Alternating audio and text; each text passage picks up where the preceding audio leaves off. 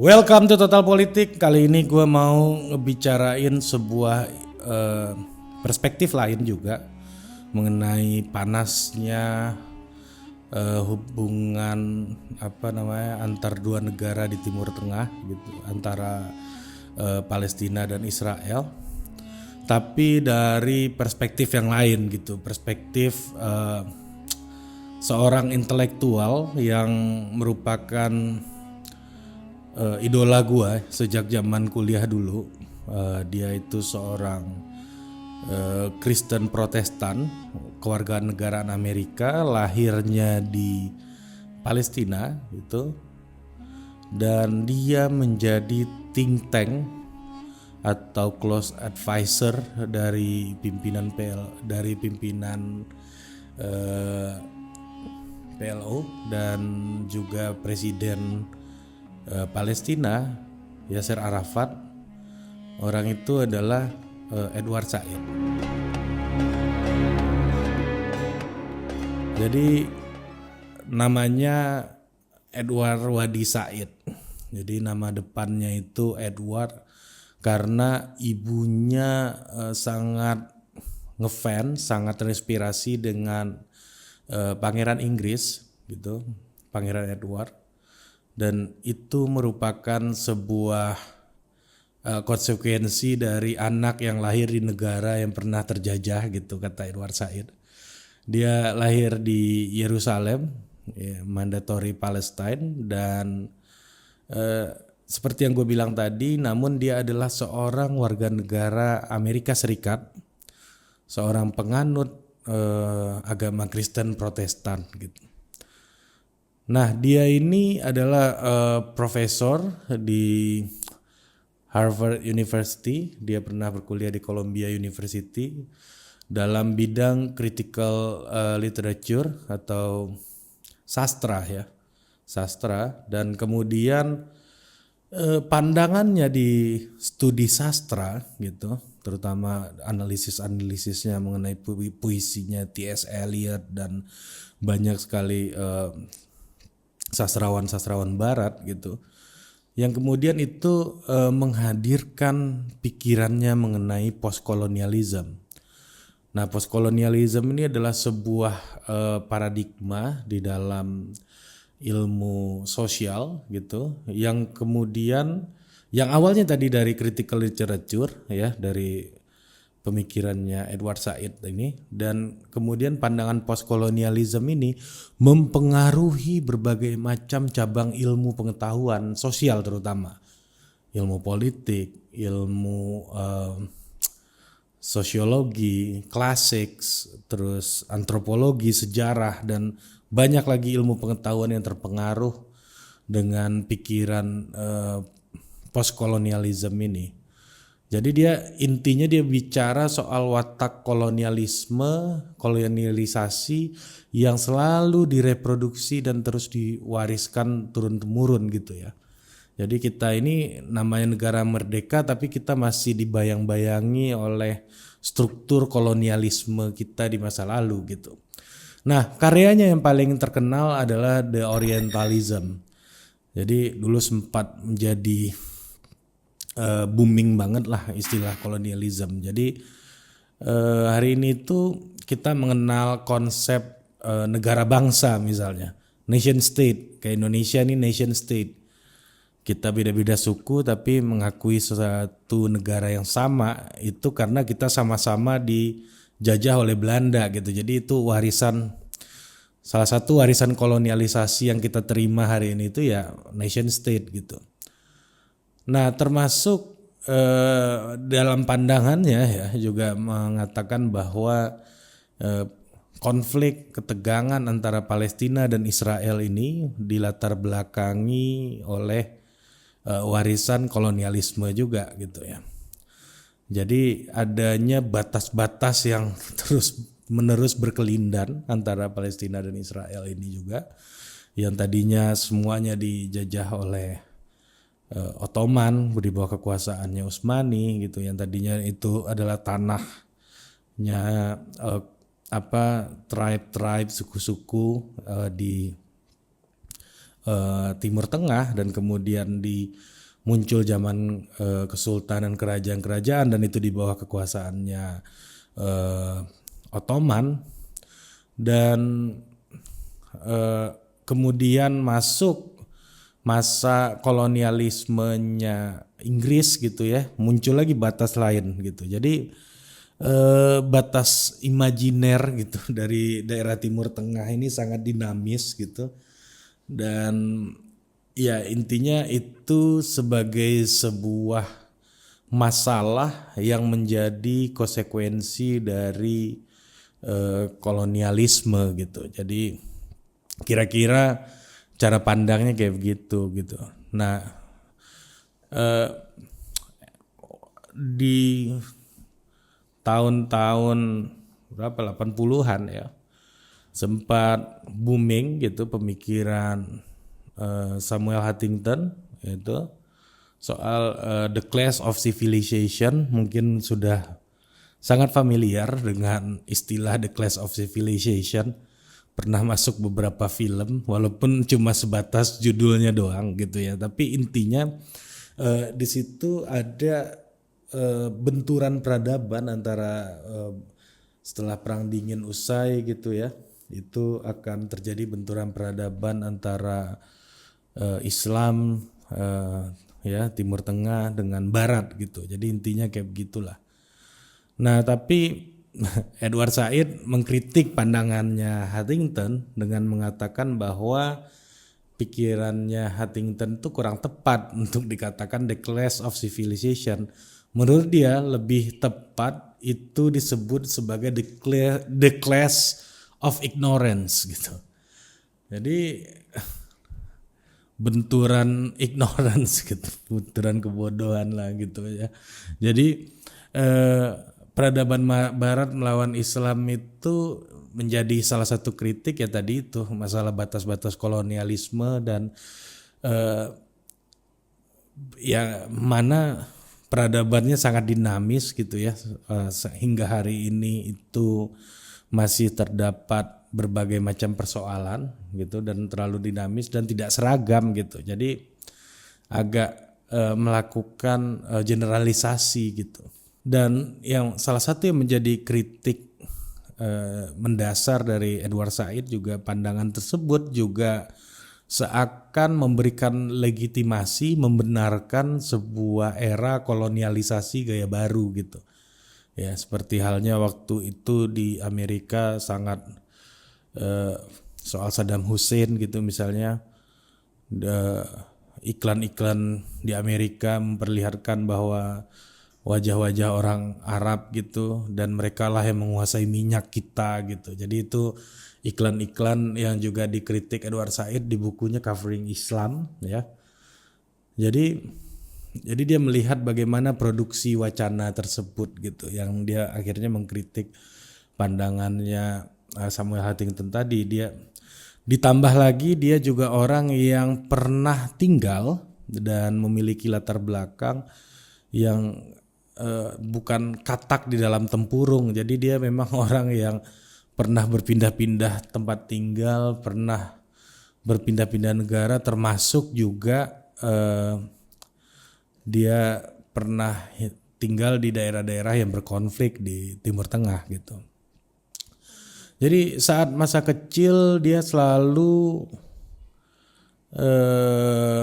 menjadi yang terbaik lah Edward Said itu. Jadi ini salah satu kutipan ya, part di dalam autobiografinya yang berjudul The Out of Place. Artinya itu kira-kira salah tempat gitu ya. Nah, dia pernah bilang gini, saat masa kecil saya selalu menjadi yang terbaik dalam kelas bahasa Inggris dan musik. Bahkan untuk piano sendiri dia pernah menjadi pemain pianis tunggal untuk New York Orchestra apa ya gitu ya, salah satu orkestra paling prestisius di Amerika gitu. Namun selama dia tinggal di Amerika dia tidak pernah dianggap setara. Saya tidak pernah mendapatkan posisi penting di sekolah, kata Edward Said, karena saya orang Arab katanya. Jadi dia orang Arab dia tidak pernah dapat posisi penting meskipun dia punya semua kapasitas itu. Dia jadi warga negara kelas 2 gitu ya. Sementara ketika dia mendekat atau berasosiasi dengan kelompok Arab gitu, dia pun juga bukan Islam gitu. Dia masuk ke komunitas Arab bukan yang mayoritas Islam gitu ya di Amerika sana. Nah, tapi dia bukan Islam, dia Protestan gitu. Jadi Protestan ini agama mayoritas di Amerika Serikat ya, yang mana dipeluk oleh orang Arab yang mayoritasnya adalah Islam gitu. Jadi itu yang dia sebut sebagai the out of place gitu, salah satu ceritanya di buku itu, dia orang yang salah tempat gitu. Nah, jadi kembali ke isu Palestina, bahwa Edward Said ini adalah salah satu arsitek gerakan Yasser Arafat dalam langkah strategis politik internasional ya, yang sebelumnya terlalu mengandalkan jalan gerakan bersenjata ya. Kemudian Edward Said aktif di situ dan menjadi salah satu penasehat dekatnya lah dari Yasser Arafat gitu. Dan tidak hanya jadi orang yang mengiya-iya gitu ya, Edward Said juga seringkali menjadi orang yang sangat kritis gitu kepada Yasser Arafat, terutama ketika mengambil keputusan-keputusan tertentu gitu ya, yang strategis untuk kemerdekaan, untuk pembebasan Palestina gitu ya. Nah, jadi dia pemikiran sangat kritis. Tidak semua langkah Arafat juga dianggap tepat. Dia kerap bertikai juga gitu ya. Terutama Edward Said menganggap ada kekeliruan dari Yasser Arafat yang bernegosiasi gitu ya, yang duduk dalam Oslo Writings gitu atau perjanjian Oslo gitu. Jadi perjanjian Oslo ini bagi Edward Said adalah sebuah instrumen untuk membuat orang Palestina menjadi melarat gitu. Jadi yang jelas itu sangat merugikan Palestina, tidak ada insentif gitu. Hanya pengakuan PLO sebagai perwakilan dari rakyat Palestina gitu.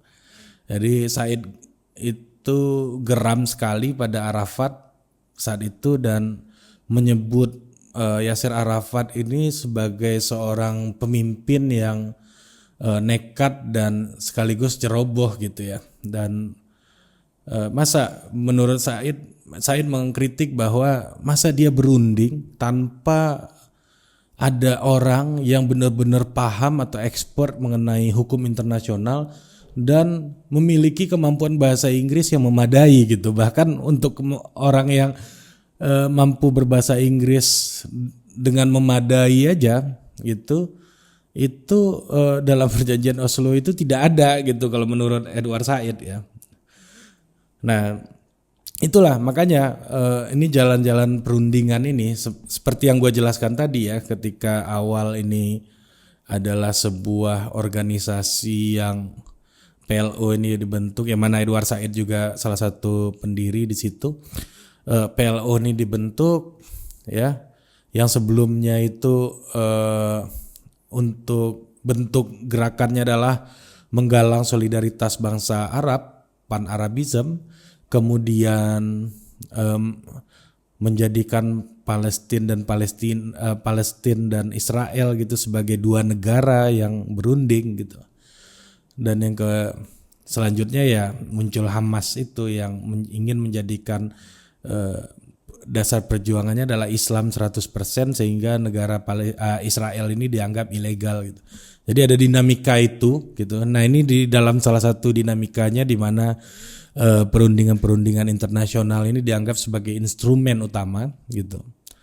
Nah, jadi pertanyaannya apabila Edward Said mengkritisi gitu ya, langkah Arafat soal Oslo tadi, ya jadi apa sebenarnya solusi dari Edward Said untuk masalah konflik Palestina dan Israel ini gitu. Ya, menurut Edward Said itu solusinya adalah one state solution. Jadi dalam tulisannya di New York Times 10 Januari 99 dia menjelaskan bahwa perlunya sebuah jalan keluar, one state solution gitu ya. Gitu. Jadi menurut dia bahwa Oslo Writing atau perjanjian Oslo itu semakin membelah gitu Palestina dan Israel.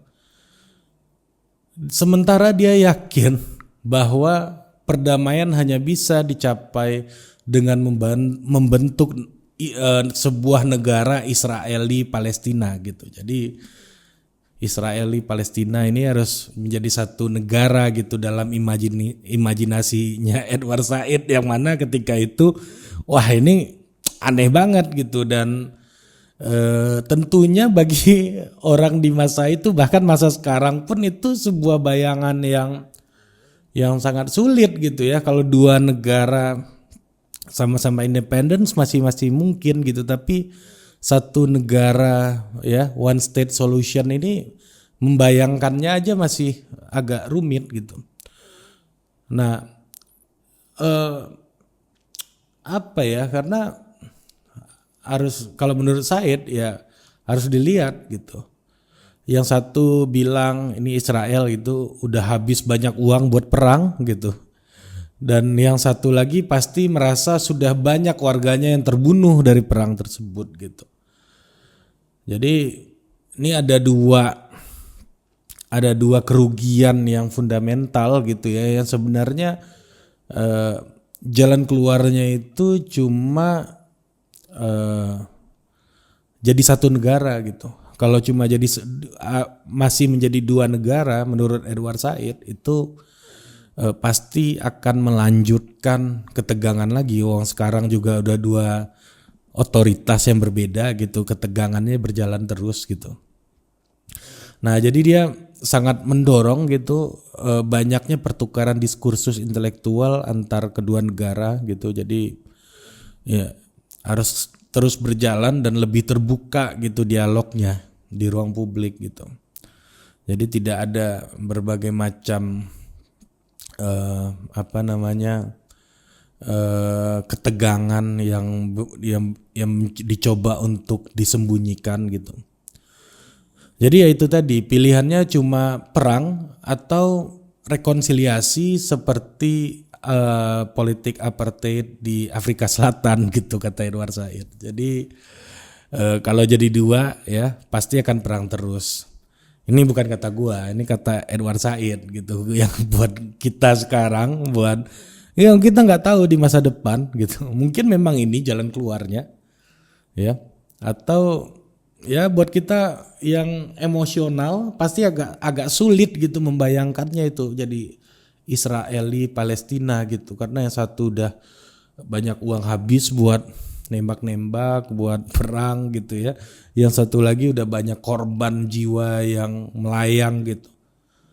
Loh, kemudian bersatu ya.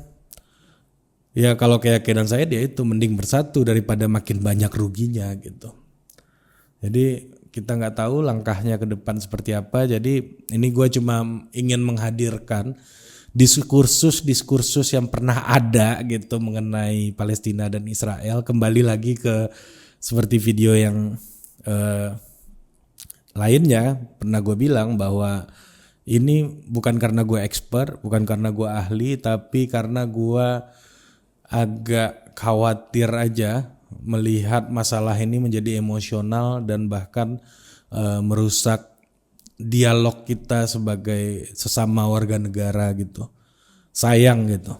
Jadi mending kita berbicara dengan secara substantif, karena amanah konstitusionalnya adalah menjaga ketertiban dunia gitu. Ya. Jadi itu amanah wasiat yang kita terima dari pendahulu kita, dan itu yang harus kita jalankan dengan melakukan diskusi yang terbuka tentang berbagai macam diskursus yang terjadi gitu. Mungkin itu aja, sampai jumpa lagi di Total Politik berikutnya.